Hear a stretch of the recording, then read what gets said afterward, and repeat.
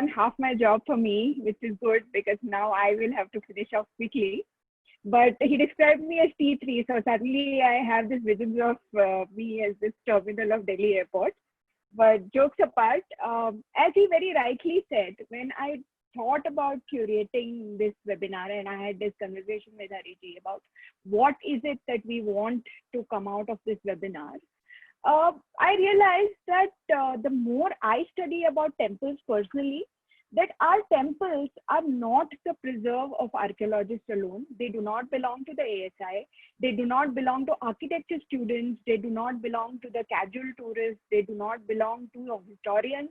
They do not belong to scholars. Yes, all these people are custodians as much as we are, but our temples belong to us. Hindu temples belong to Hindus. And here I'm not talking about the legal part or whether the government should be in it or not in it. I believe that the community should control Hindu temples, but that's a whole different topic and I'm not going to go into that. But what I want to share with you is my journey about how I got interested in temple architecture and how I systematically pursued this journey. And now today I can say that I know enough. Obviously, a lifetime is not enough to understand and appreciate Hindu temples. That is true. But I know that I know enough. I know a drop in this infinite ocean, but even that drop is enough to make my own life fulfilled and make me a better person. So I was always interested in temples. I was 8, I was in primary school when we went to a school picnic to a temple called Tambdi Surla in Goa. That was the only ancient temple still left intact in Goa because all the other temples were destroyed by the Jesuit missionaries in the 16th century and they had to be shifted to a new location. So this temple still exists. It exists in a very picturesque location. It exists at the base of Western Ghats. And when I saw that, I just fell in love with it. It's a small temple, but it's a stone temple with a typical shikara, with a typical mandap, with a garbhagriha. And I don't know, for an 8-year-old child, it is something, it was a thing of, it was the most beautiful thing I'd ever seen in my life. So I asked my teachers a lot of questions. What is this thing made of? How did they put these stones together? Was there cement in it? They couldn't answer it at that point of time. But I never forgot the thrill that I got after seeing the temple. Since then, I've gone to the temple many, many times. And every single time, I still get that feeling of awe. As I grew up and started reading more about history, more about temple architecture, more about dharma, that interest only got fired. But it was not systematic at that point of time. I read very haphazardly. I didn't have a guide. I didn't know where to read, what to do. But I visited a lot of temples in college, when I started working, when I started traveling. And then about 11 years ago, I went to a lecture that changed my life.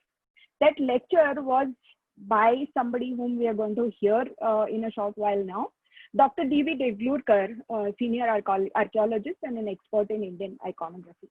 So he had given a very basic lecture on temple architecture for a course that I was attending at that point of time in Pune. And to hear him talk about the philosophy behind the temples, to talk about what temples really meant, the idea behind the temples, it just, I don't know, it just opened a whole new world to me. And after that, I never looked back. What my interest was, it turned into a full-blooded passion. I read more. I asked Devlurkar sir for references. I did a course in Indology in Tilak Maharashtra Vidyapeeth. My reading got more systematic. I could relate what I read to the places that I visited. My travel map got more systematic. And that is how I sort of could build a full narrative of what temple architecture what it is about. But having said that, again, I'm saying again and again that what we have today, and this is despite waves upon waves of destruction when our temples have been razed to ground, 40,000 temples have been razed to ground. Some of the temples that we have, the greatest temples, are not in a good shape. They have been mutilated by Islamic invasions. But still, whatever we have, whatever we still have available to us, it is so huge, it is so profound, and the philosophy behind it is so wonderful that when you start digging into it, it has the power to change your life. It changed my life. It made me a better person. It made me understand the thought that our ancestors had while building it. And they always had a thought. They didn't decide to build a temple randomly. They had a thought in choosing the location. They had a thought in trying to what are the different parts that the temple has. They had a full philosophy, a lot of symbolism, and it was an attempt to go attain the profound from the profane. That is the basic philosophy of the Hindu temples. But I have Dr. Deglurkar talking about it, and nothing that I would say is even 100 as impactful as what he is going to say. It's a lifetime of tapas that he has, that he's going to talk about it. But the underlying message that I want you to say is that anybody can study temples and anybody can be on par with a so-called archaeologist or a historian if they devote their lifetime to it. You need to systematize your studies, yes, but above everything, you need to have a passion, you need to have faith, and you need to have devotion. I had read a sentence about that Professor Deglukar sir had said in one of the talks, and there he had said that an archaeologist's greatest duty is to preserve the heritage of the country. And I think that is what, as Hindus, we should also all aspire to do. You do not need a degree to hone your passion. Some of the greatest work in demolishing the Aryan invasion theory has been done by Shrikant Talageri, who actually works in a bank for a living.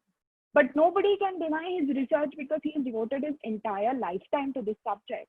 And he has ensured that his command over the topic is exemplary. And even the so-called people who have PhDs and all, they cannot deny or they cannot refute his research. So that is the sort of expertise, that is the sort of scholarship, that is the sort of consistency that we need to aspire to. And my own life is a testimony to it. I have devoted myself because that study gives me a lot of joy. The study of textiles, the study of temples, and somewhere there is a lot of synergy between the two because the motifs on textiles are often inspired by temple architecture, and you will see that in my textile shop, but that's again besides the point. And another thing I want to stress again, so if somebody like Ram Guha, who has a degree in sociology and who has a PhD in economics or something, or degree in economics and PhD in sociology, he can describe himself and the world can describe himself as an eminent historian.